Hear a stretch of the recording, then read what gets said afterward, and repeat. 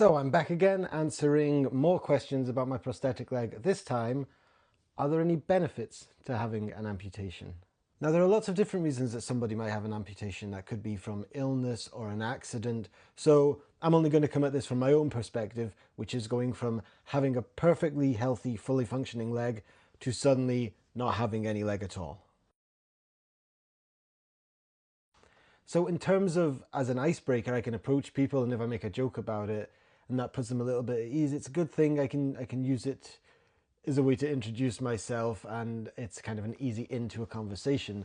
But in terms of physically, everything with a prosthetic limb, it doesn't just take more effort, but it requires more planning, more consequence for everything I decide that I'm going to do. For example, I'm just back from Japan. We spent 3 weeks there, but even now, that was in May, and even now I'm still recovering from that. My leg hasn't fully healed, and I still have to use it, so I have to balance that carefully, because whenever I do use it, I sort of injure it again, and then I need to take a few more days off.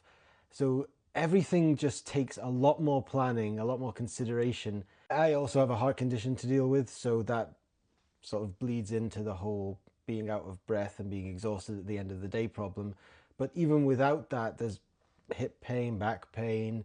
The stump can get cut, it can get swollen, it can shrink over the course of the day depending on the temperature, which means the socket doesn't fit as well. So no, I wouldn't really say, if I'm being honest, that there are any physical advantages to having a prosthetic leg. I mean, I'd like to think that I get on with it pretty well. I've been doing this for 13 years now, but it would be a lie to say that it's in any way better than having your own leg, because it isn't.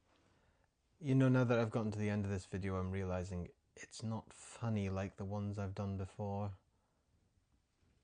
The next one I'll try and make funny.